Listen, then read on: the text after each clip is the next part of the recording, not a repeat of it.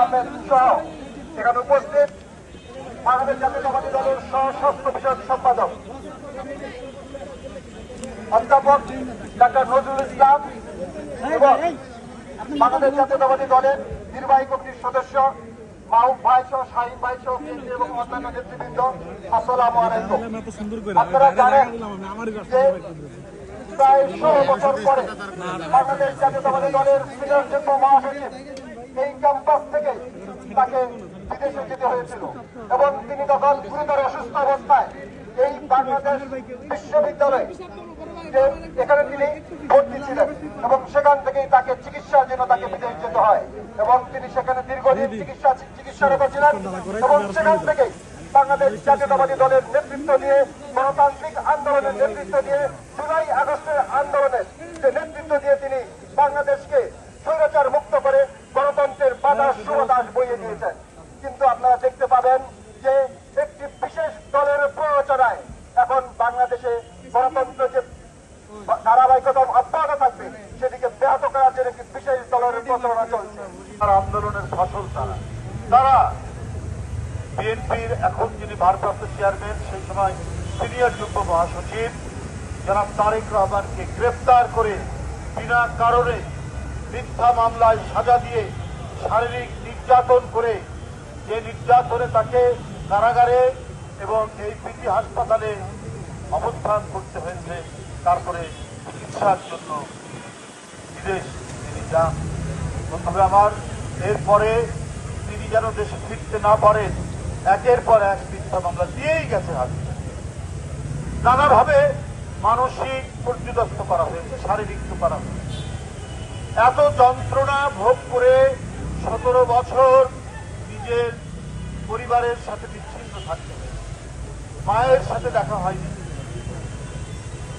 তার আপন ছোট ভাইটি তার লাশ, তার জানাজা পড়তে পারেনি। সবই হয়েছে শেখ হাসিনার কারণে। দেশের একটি জনপ্রিয় পরিবার, রাজনৈতিক পরিবার, স্বাধীনতার যিনি ঘোষণা দিয়েছেন, স্বাধীনতা যুদ্ধের নেতৃত্ব দিয়েছেন, আবার এইদিকে দেশনেত্রী বেগম জিয়া গণতন্ত্র পুনরুদ্ধার করেছেন এক নির্ভীক সৈনিকের মতো, সেই পরিবারকে ধ্বংস করার জন্য, পর্যদস্ত করার জন্য এমন কোন চক্রান্ত নাই যেটা শেখ হাসিনা, আওয়ামী লীগ এবং তাদের পার্শ্ববর্তী দেশের প্রভুরা চেষ্টা করে। আজকে বন্ধুরা আমার, সেই নেতা আগামী 25শে ডিসেম্বর দেশে ফিরছেন। আজকে সারা দেশে আনন্দের বন্যা বয়ে যাচ্ছে।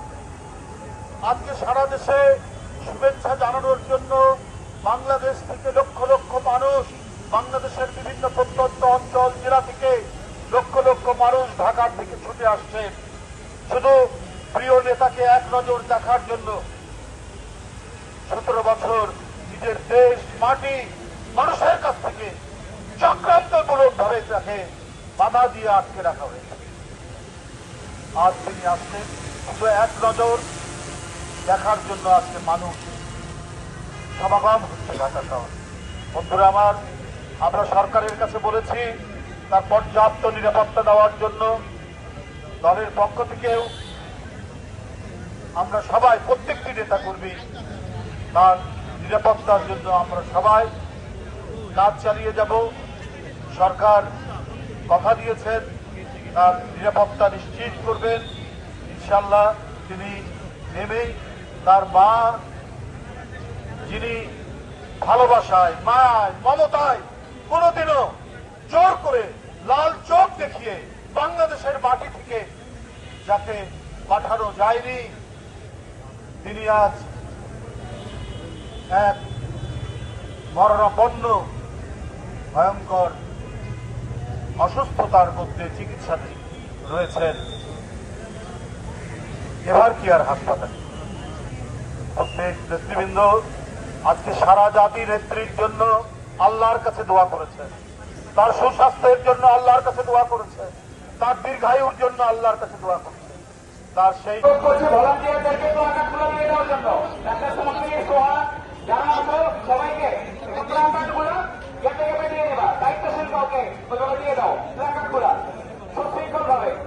প্রত্যেক লাইনে 2 জনকে প্লাকার্ড দেবা, প্রত্যেক লাইনে 2 জনকে।